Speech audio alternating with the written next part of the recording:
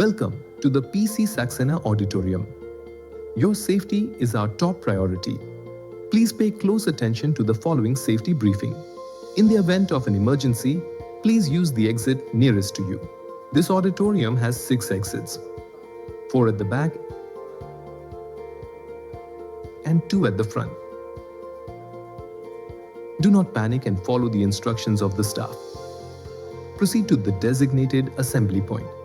The PC Saxena Auditorium has an assembly point near the main entrance of the auditorium on the front lawn.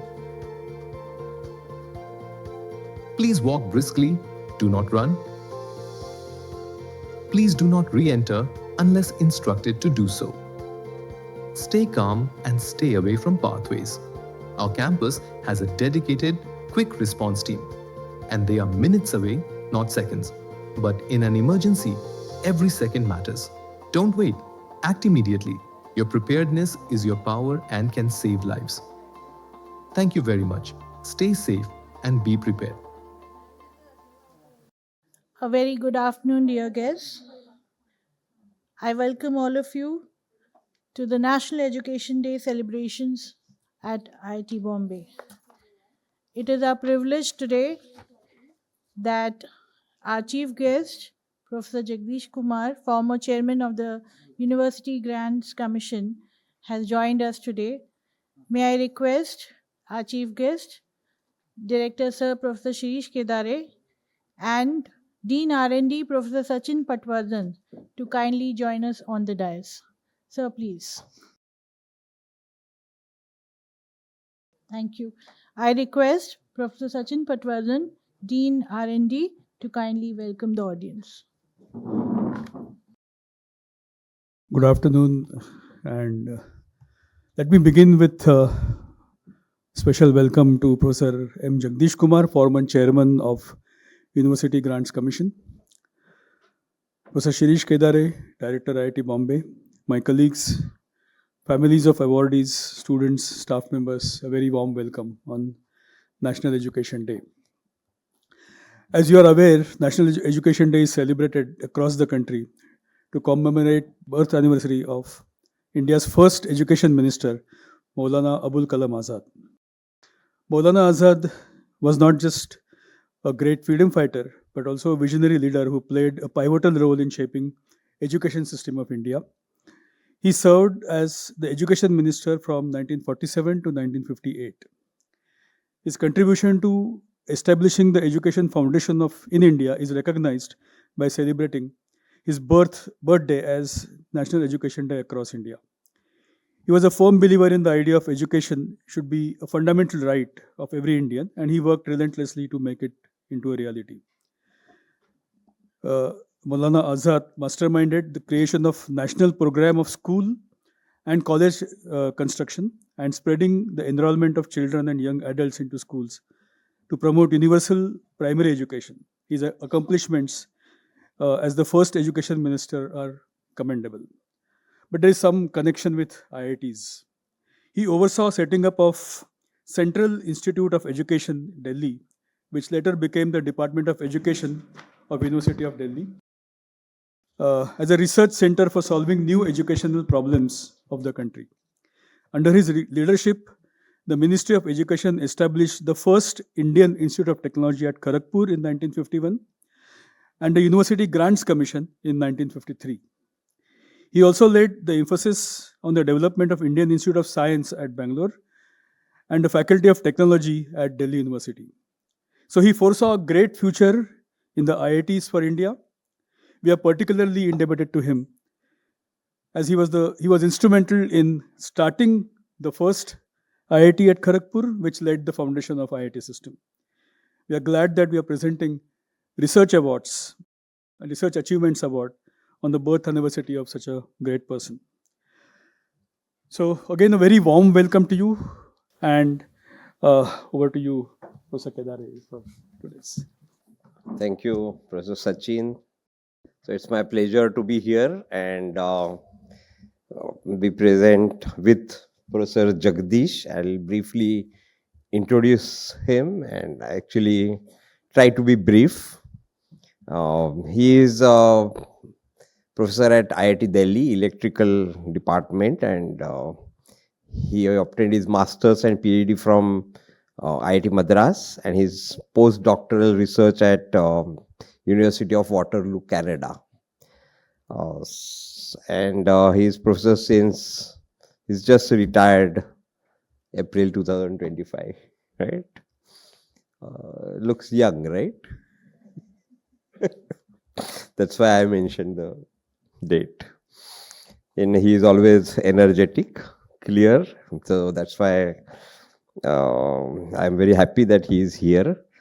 He was also, various challenging roles, I'll say, and which reflect his passion for education. Normally, an IIT faculty will not even go to as the administrative role for NITs. They'll prefer something in IIT only, but he had a courage to go to JNU as a vice chancellor.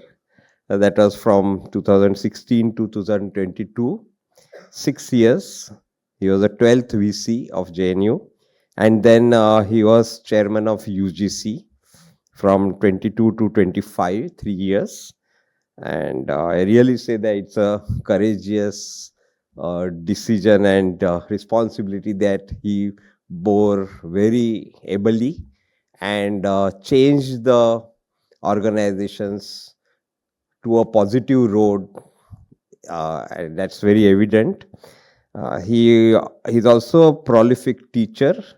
He received his 2013 award for excellence in teaching in large class category at IIT Delhi. So we know how the large class management, especially UGs, are. He's also is very well established is in field. He is in the area of nano-electronic devices, nanoscale device modeling and simulation, innovative device design, power semiconductor devices. He has, of course, many papers, 250 publications, 3 books, 5 book chapters, and several patents. He was on the editorial board of various journals, and he's also editor-in-chief of IETE Technical Review. He is fellow of INAE and the National Academy of Science. And Institute of Electronics and Telecommunication Engineers. He has many awards, including 2008 IBM Faculty Award in recognition of the professional achievements. He was on the board of InSpace as well as a member of TRI and was a governing body of National Council of Science Museum. So various responsibilities, but since morning I have been interacting, and even before when I Delhi and various committees and in general interactions at various places, it's evident that he has a passion as an educationist. And especially what appeals to me is beyond IIT boundaries, concern about the education in general, university education, education in different colleges, engineering, other private colleges, issues with it, and how do we handle it, how do we positively take them ahead. And I think it doesn't come without a passion towards education. Education is actually a very multidimensional and continuous process. And I think he has has many anecdotes, many aspects of education he has been discussing since morning. So I'm very happy that he is here. And maybe at this occasion, I'll tell something about what we are trying to do. And since morning, he was also visited our PPCCLT and our effort on teaching and learning. As we know that, education goes from school to college to professional college, and we are in that maybe 1% or less than 1% category of the top-notch professional elite colleges. And but all over there are various challenges in education today. So lot of web material available. So there is no relevance maybe left for actual classroom interaction as felt by the students.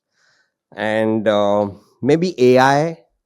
So there is no passion needed for learning. Maybe AI can tell you everything. That's the image the student carries typically. And even I recently read news that an university is going to deliver a course on AI. On AI means the AI will deliver the course. So it's to that extent that people have started believing in AI. And in this state, I think it's tremendous challenge in the education field and there is a need for reforming the approach to complicate the matter. The social structure itself also has quite an challenges in the sense that a lot of things have become transactional rather than relational. So even there's a lot of experiences. I won't repeat it, but in these challenges, how do we move from teaching to learning? As I talk to and experience with our alumni, they say that what we learned is to learn at IIT. So what was taught to us many times we have forgotten, but what has taken us ahead is the habit of learning to learn. And can we now re-establish that process of learning to learn through our teaching? So can we transform teaching to learning? With that, of course, we have been doing this teaching, learning, and assessment effort through PPCCLT now. But now the next problem is how do you modify assessment?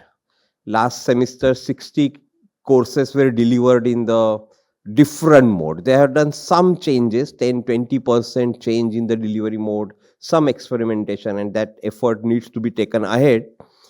But now another question is how do you change assessment? How do you modify assessment in the light of the challenges? And instead of assessment, can it be capacity realization? So at the end of the end-sem exam, I really know that, oh, I knew this, I can do this, I cannot do this, I need to improve this. So what's the purpose of assessment? Maybe we have to relook at the purpose of assessment itself, as we have to relook at the purpose of teaching and transform it to learning process. Similarly, we need to relook at the process of assessment so that the student realizes its capacity. So that is a process which can excite him to improve.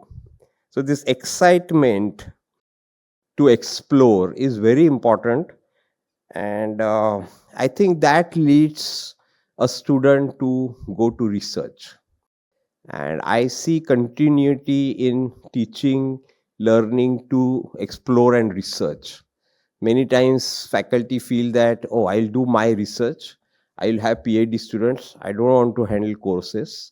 But then they are missing on a bright brains in BTech whom they are not interacting with, and missing a major pool of brains which can contribute to their research. So this teaching, learning to explore and research, this continuum, if we can see and work towards it, I think our research will be enriched as well as students' learning will be enriched.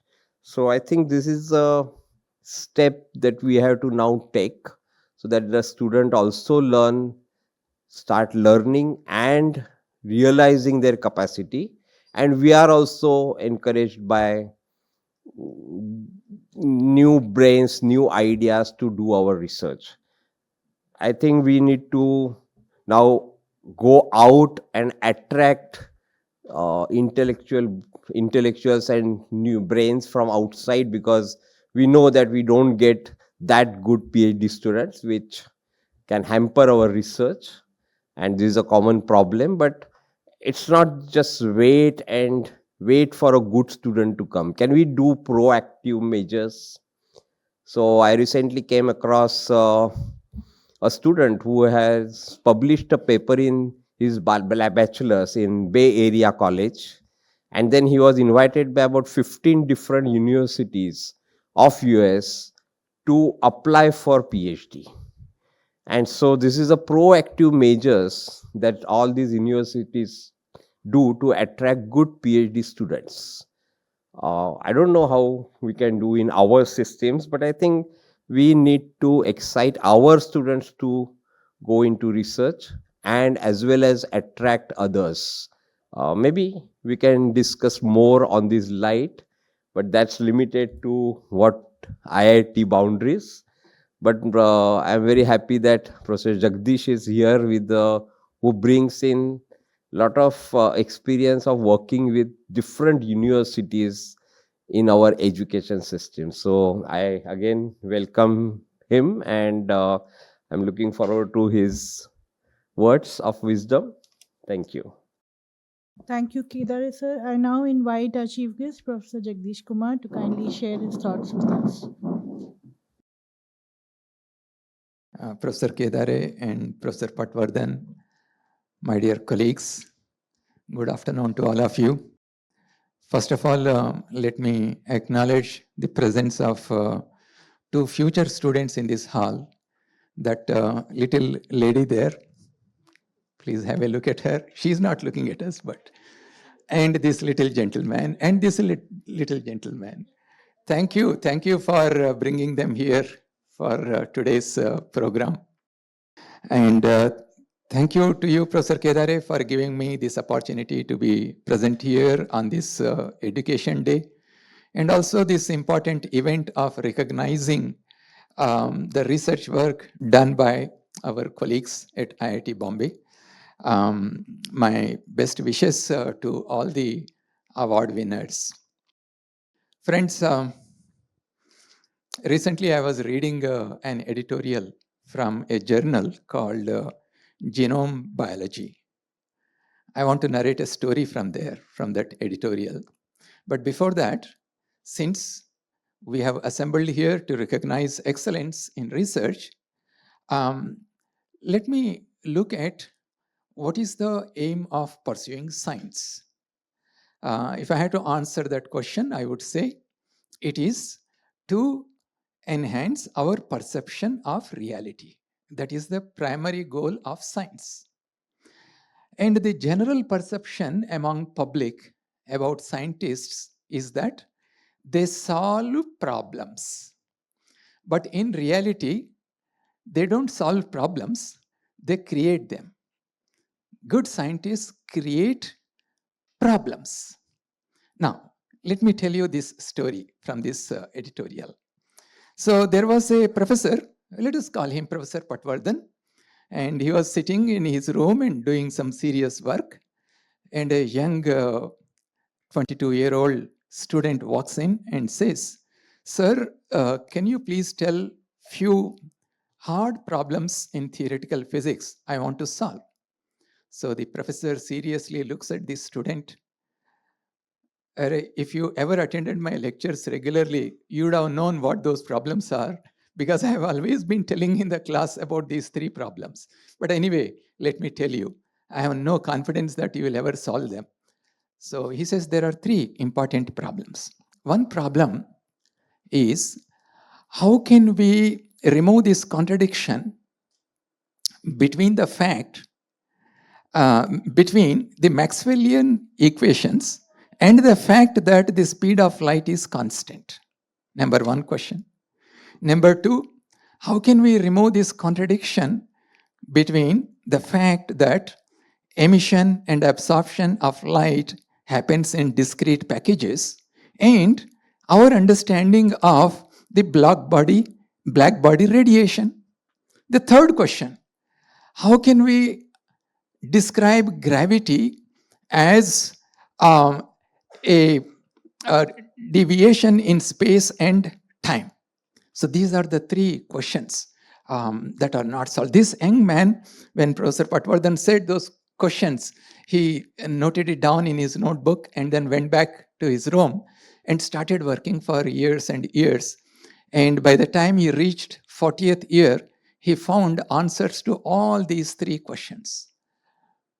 Gravity as deformation in space and time, and these contradictions between light emission, and also the first question. Who could be that scientist? he became to be known as an iconic scientist, Einstein. By now, you might have guessed that this story is fictitious because Einstein was never told of these three clean problems and he was never asked to solve these problems. Because our general belief is that the leaders in a given discipline, they identify some problems and people around the world will think about them and some of them will come up with some clean solutions to those problems. In science, it never happens. What exactly happened in the case of Einstein was not this clean way of laying down the problems and solving. Instead, Einstein had some observations that he has seen, and that created confusion in his mind. One of the paradoxes which bothered him was, if I have a beam of light, and if I travel parallel to that beam at speed of light and look at this beam, how does it look like? It looks like a standing, oscillating wave. But that is contradictory to how Maxwell's equations describe the properties of electromagnetic radiation. So this bothered him for years, since his school time. At some time, he thought there is something wrong with the Maxwell's equations. So for years, he tried to rederive the Maxwell's equations and find whatever fault is there in those Maxwell's equations. He failed. And he got so frustrated one day while coming from a friend's home after having dinner. He told his friend also that, no, I failed to rederive the Maxwell's equation. And he started walking back to his home. And during that time, he let his mind wander around. He kept himself away from these complex equations. And suddenly a question arose in his mind. Maybe there is nothing wrong with the Maxwell's equations. Perhaps we may be able to find an answer if we change our own concept of time. And that is how he resolved the paradox and then came up with the answers to the toughest questions that theoretical physics could not answer at that time. Friends, this letting our mind wander without any restrictions of my equipment limitations or my theoretical boundaries of my equations, letting the mind wander and ask the right questions, this process is called the night science. Most of us, most of the time, we focus on a fixed problem, go to the experiment, go to the lab, do the experiments, or develop some theory and find an answer. And that is what we call the day science.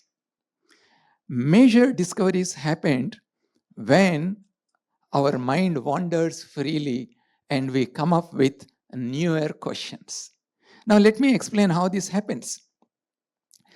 The knowledge that we create, let's say metaphorically, the knowledge is a big wall. And each one of us, when we are pursuing science, when we look at this knowledge, we find a gap. Because this knowledge wall is made of individual bricks of knowledge that we have all created. And then we go back and work and try to fill up that gap by bringing our brick of knowledge and fixing it there. And the scientific advancement means expanding this wall, strengthening this wall. That is how knowledge, new knowledge is created. But something very interesting happens. Sometimes it may so happen that when I find a gap in my scientific, in my knowledge wall, when I go back to the lab and create new knowledge and come back and try to fix there in that gap, it doesn't fit. Then we realize that, okay, now I need to create a new wall, which is completely orthogonal to the existing knowledge.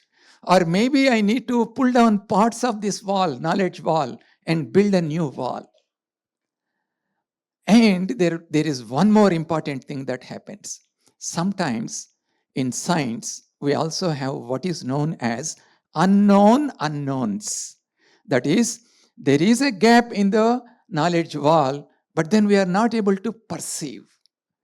until we chance upon these gaps in the knowledge wall. And that is when major discoveries take place. And that is what is called day science, the night science. Friends, today, if you turn the clock back to 1925, 100 years ago, we were all fighting for the freedom of our country. Today, after 100 years in 2025, we are all working to make our country scientifically and technologically a leader in this world. And that is possible only when we come up with the new innovations, new technologies, and new scientific discoveries. And that we can realize only when we encourage our students to wander, to let their minds wander and ask newer questions. And that's how major discoveries are made. And that's how new applications come from these discoveries. And that will change the way that we live. Today, when we talk about ChatGPT, in 2017, there was one paper published, and the name of that paper was Attention is All You Need. And that paper was published by, do you know the author of that paper who published in 2017? Ashish Vishwani. He is an Indian. He published this paper, and within 5 years, OpenAI came up with ChatGPT based on this basic research work done by Ashish Vishwani. We are all used to using Google as a search engine. The search engine was a result of asking questions, new questions. In those times, before 1998, people were using keywords for searching information. But then somebody asked, why should I use keywords for searching? Can I use graph theory? Can I use the nodes of the graph in order to search in the cyberspace? And that is how Google came. And who did that? That was done by Rajiv Motwani. Rajiv Motwani was a theoretical computer science professor in Stanford University. And he was guiding two PhD students, Larry Page and Sauge Grin. These were the two PhD students who established the Google based on the theoretical work, the basic work done by Rajiv Motwani and his students. The reason why I'm giving these two examples is the importance of basic research, the importance of asking new questions, which will ultimately lead to discoveries, new development of new applications, and using those technologies, improving the quality of life of the human society. My dear friends, my dear students, therefore, focus on being critical thinkers, focus on being curious all the time. There are two elements if you want to come up with the new ideas: being always curious and being a lifelong learner. I'm sure with young people in our country and the kind of aspirations they have, the kind of talent that they have, I travel across the country, meet the young people in the universities and colleges. You can see the aspirations in their eyes. You can see the commitment to do something new, something good for our country. I have absolutely no doubt in believing that our country by 2047 will reach a stage where every Indian will lead a life which is sustainable, which is secure, which is healthy, and which is peaceful. Once again, I would like to congratulate the young faculty members and colleagues who have been recognized with this research award recognition. And I'm sure IIT Bombay will continue to grow and come up with new innovations and technologies in the coming years. Thank you. Thank you very much.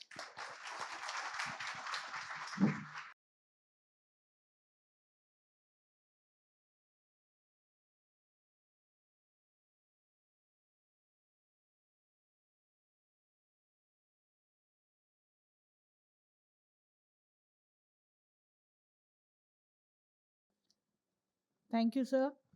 May I now request Professor Patwardhan to kindly begin the award ceremony.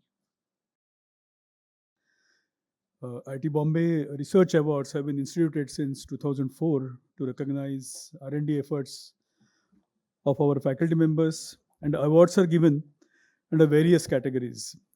Every year, these awards are conferred on the to the recipients at the institute function held on the Education Day, as you know. So there are 4 categories of award. Let me just briefly read out the entire process. So first is the Research Publication Award. This is given in recognition of original research results in peer-reviewed publications or other forms such as exhibits, designs, films, and so on. Impactful Research Award is given to recognize research results which have had a tangible impact on practice, on industry or government or other stakeholders for the research. Research Dissemination Award is given to recognize outstanding efforts to disseminate research through monographs, books, review chapters, or review papers. And finally, Early Research Achiever Award is awarded to young researchers who have already shown their potential for producing outstanding original work in their area in the beginning of their career. Each research award carries a citation, a cash award of 50,000 and an internal research grant of 5 lakh rupees. In addition, since 2016, Professor Kriti Ramamritam Award for Creative Research has been instituted by generous donation by Professor Jayant Harishta from ISC Bangalore. This award is given for highly creative and original research contribution made primarily in engineering below the age of 40. Professor Kriti Ramamritam Award carries a citation and a cash award of 1 lakh rupees. Just let me briefly explain the process that this whole thing, this award goes through. The nominations for awards are reviewed by a committee appointed by the director, with members chosen based on the nominations received from the various areas. This year's IRCC Awards and Professor Kriti Ramamritam Award Committee in all convened 13 meetings to finalize the awardees from approximately 54 nominees, 52 IRCC award nominees and 2 KRR award nominees. In some cases, opinions of domain experts were sought. It's a very elaborate process spanning about 2 months. The final recommendations were arrived at on the basis of such analysis, shortlisting and ranking of nominations. Subsequently, the committee recommendations have received approvals of director and BOG chairman. So last year, to the campus resident, we communicated the names of the awardees, and this is in recognition of the work, outstanding work that they have done. So it gives me great pleasure to invite the awardees for receiving the citation from our chief guest, Professor M. Jagdish Kumar. I request Professor Jagdish Kumar and Professor Kedare to come forward to give awards. So we begin with presentation of Research Publication Awards. I invite Professor Rishikesh Gadgil, Department of Aerospace Engineering, to receive the award.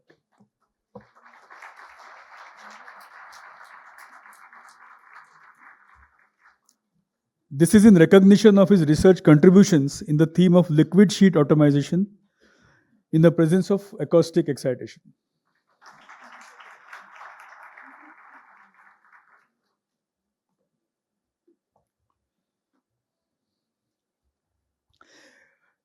I invite Professor Shantanu Ghosh, Department of Biosciences and Bioengineering, to receive the award.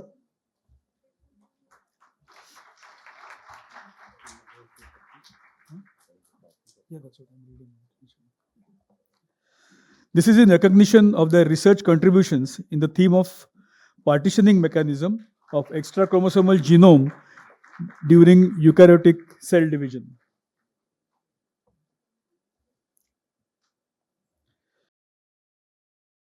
I now invite Professor Rajarshi Chakravarti, Department of Chemistry, to receive the award.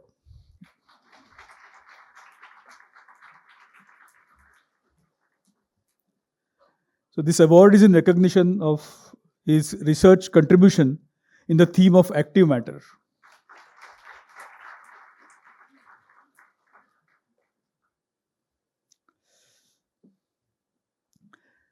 I now invite Professor Swagata Basu, Department of Civil Engineering, to receive the award.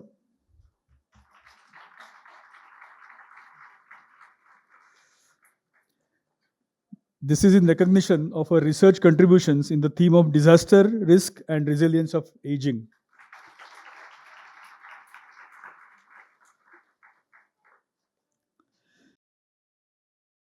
And the fifth award in this category goes to Professor Vikram Vishal, Department of Earth Sciences.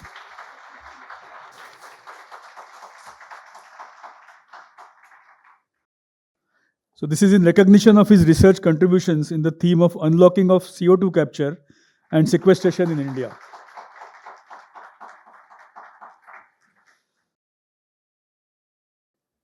Now we begin presentation of impactful research awards. So I invite Professor Manish Kumar, Department of Civil Engineering, to receive the award.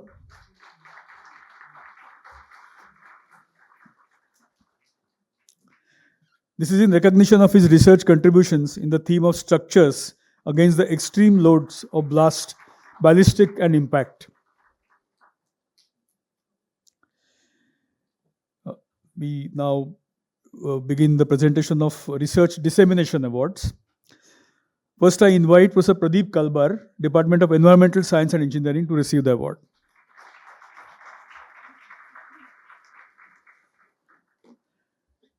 This is in recognition of his 2 review articles under the title Circular Economy in Urban Water Sector, Challenges and Opportunities in India, and Global Review of Circular Economy and Life Cycle Thinking in Building Demolition Waste Management, a Way Ahead for India.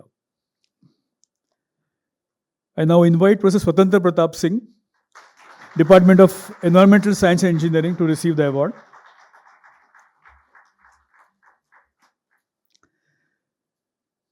This is in recognition of his review article under the title Synthesis, Fabrication and Mechanism of Action of Electrically Conductive Membranes, a review.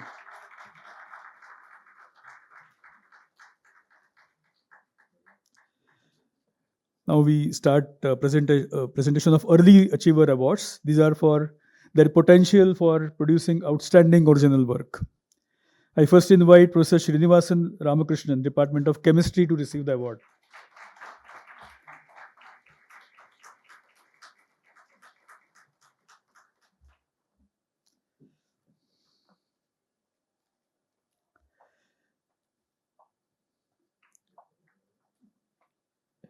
I invite Professor Swati Manohar, Department of Civil Engineering, to receive the award.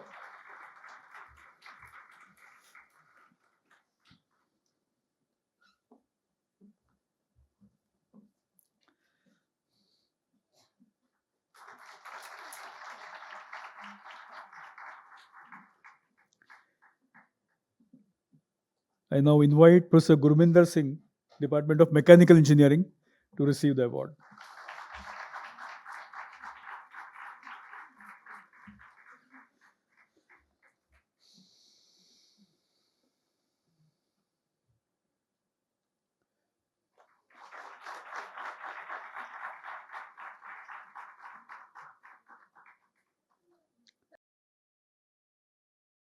Next, I would like to invite the recipient of Professor Kriti Ramamurthy Award for Creative Research in 2024.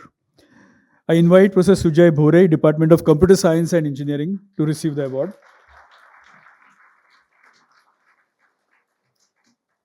This is for his creative work on theoretical computer science.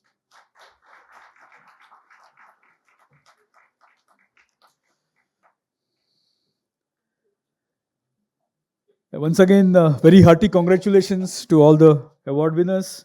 Keep up your good work. Thank you. Thank you, Professor Patwardhan. I would like to take this opportunity to express my heartfelt gratitude to our chief guest, Professor Jagdish Kumar, for being with us today. Thank you, sir, for your valuable time. I also extend my thanks to our director, sir, Professor Shirish Kedare, and Dean R&D, Professor Sachin Patwardhan. I sincerely appreciate my colleagues from various offices for coordinating and organizing this function. Thank you once again. Congratulations to all the awardees. I request all the awardees to please join us on the dais for a group photo, please. Awardees, please join us on the dais.